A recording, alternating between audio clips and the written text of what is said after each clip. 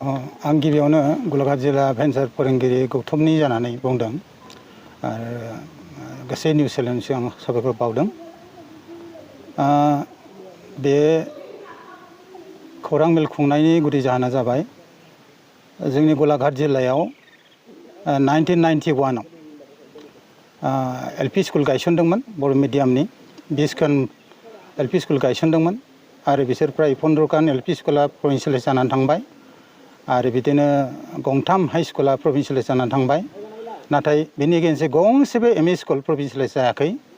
1995 निफ्राय बे फरायसालिफ्रा गायसनजादों गेजेर फरायसालिया आरो दासिम जेबो गभर्नमेन्टनिफ्राय जेबो अनसुंथाइ मोनाखै आरो प्रभिन्सियेलाइज जानायनि जेबो माबाखौ जों नुवाखै, लामाखौ जों नुवाखै। दा फोरोंगिरिफ्रा गोबाव सम प्राय 29 बोसोर आरो बे भेन्सार स्कुलाव खाथिनानै गुदि समखौ थांहोदों जातिनि राव लाखिनायनि सार्थआव। नाथाय दासिम जेबो फाइनान्सियेल जेबो एसिस्टेन्स मोनाखै।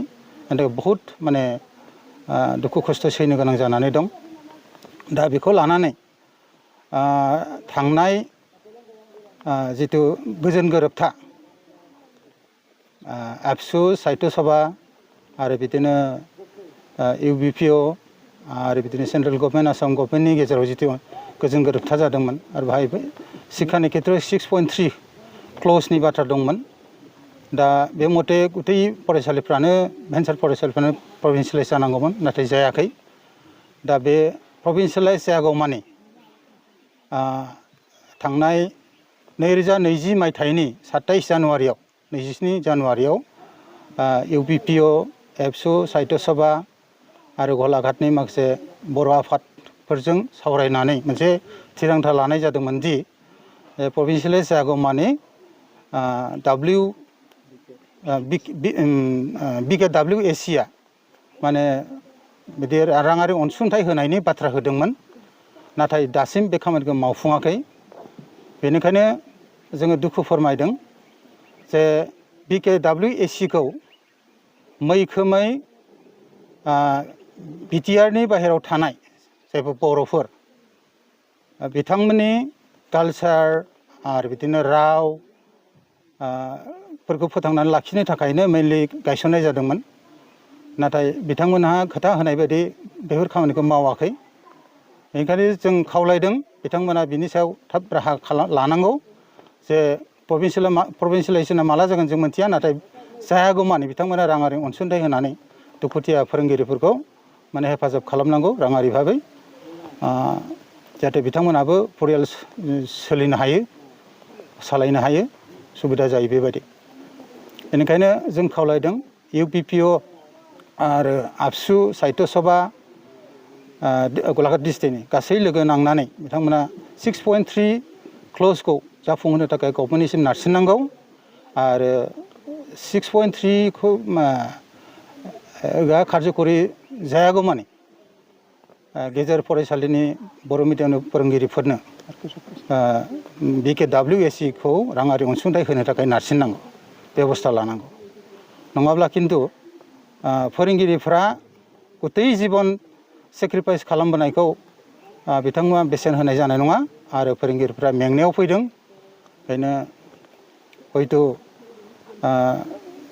गोबां फोरोंगिरियानो दा हयथ' मेंनानै बिदिनो गोबाङा रिटायार जालांबाय आरो माखासेफ्रा थाबावनायफ्राबो गोसोआव मेंनाय फैदों, बानाय फैदों। बेनिखायनो बे खामानिखौ थाबैनो मावफुंनांगौ। जिल्लानि गासै आफादफ्रा बेखौ नारसिननांगौ, बर' आफादफ्रा। गलाघाट जिल्ला भेन्सार फोरोंगिरि गौतमनिफ्राय आरो बुंबावनाय जायोदि बिकेडब्लिउएसिआ जुदि सिगां थांखि लानाय बायदि जुदि मावफुङाब्ला, राङारि अनसुंथाइखौ जुदि होआब्ला बर' गेजेर फरायसालिफोरनो फैगोन 5 सेप्तेम्बर टिचार्स डेनि सिगां बेखौ जुदि मावफुङाब्ला जों बिनि उनावहाय फोरोंथाइ हाबाफारिनिफ्राय जानगाराव थानो थाखाय फोरोंगिरिफ्रा दासिम थिरांथा लाबाय। बेनिखायनो खावलायो बिथांमोना बे बाथ्राखौ नोजोर होनानै इमिडियेटलि बे खामानिखौ मावफुंनांगौ। सोमोनांथाव बाथ्राया बे जे गलाघाट जिल्ला बर' गलाघाट जिल्लायाव बर' बिजोंनि एलपि स्कुल हाई स्कुला गभर्नमेन्ट जानानै थांबाय, प्रभिन्सियेलाइज जानानै थांबाय, नाथाय गंब्रै फरायसालिया गेजेर फरायसालिया प्रभिन्सियेलाइज दासिम जायाखै। बे सोमोनांथाव। दा बे गंब्रै गेजेर फरायसालि प्रभिन्सियेलाइज जुदि जायाब्ला हाई स्कुला प्रभिन्सियेलाइज जाब्लाबो एलपि स्कुला प्रभिन्सियेलाइज जाब्लाबो बै फरायसालिफ्रा बोरै थांनानै थागोन, बे मोनसे सोमोनांथाव बाथ्रा। बेनिखायनो बे बाथ्राखौ नोजोर होनानै BKWSCआ बे खामानिखौ मावनांगौ। जे 6.3 क्ल'जआ माने इमप्लिमेन्ट जायागौमानि, ओंखायनो बेखौ नारसिननो थाखाय आरोबाव गलाघाट जिल्लानि फरायसा आफाद, थुनलाइ आफाद आरो UPPO गासै बर'नि आफादफोरखौ आं खावलायो बिथांमोना 6.3 क्ल'जखौ नारसिननायजों लोगोसे जाफुंनायनि नारसिननायजों लोगोसे BKWSCखौ बे फाइनान्सियेल एसिस्टेन्स जिथु राङारि अनसुंथाइ बेखौ मावफुंनो थाखाय बिथांमोना नारसिननांगौ। न'खर सामलायनो, परियाल सामलायनायनि खेथ्रआव गोबां समस्या फैदों।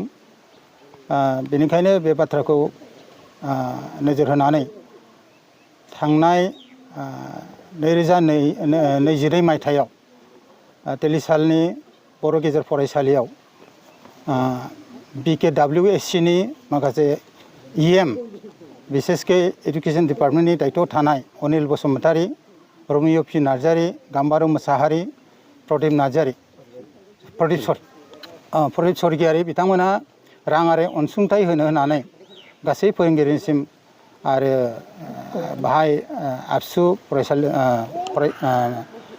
एबसु आरो साहित्य सभानि गेजेराव बाथ्रा होलांदोंमोन राङारि अनसुंथाइ होनानै, नाथाय दासिम बिथांमोना बे खामानिखौ मावफुङाखै। जाउनाव फोरोंगिरिफ्रा दुखु मोनदों। बेनिखायनो थांनाय 2020 मायथाइनि 27 जानुवारियाव जानाय जितु बर' थामथि गोजोन गोरोबथायाव थानाय 6.3 क्ल'ज मथे गासै बर' मिडियाम फरायसालिफोरखौ प्रभिन्सियेलाइज खालामनायनि बाथ्रा होदोंमोन गभर्नमेन्टआ, नाथाय बे खामानिया जाफुङाखै। दा बे खामानिया माला जाफुंगोन जों बेखौ मिथिया, नाथाय बे खामानिया इमप्लिमेन्ट जानायनि सिगां जायागौमानि बर' गेजेर फरायसालिनि फोरोंगिरिफोरनो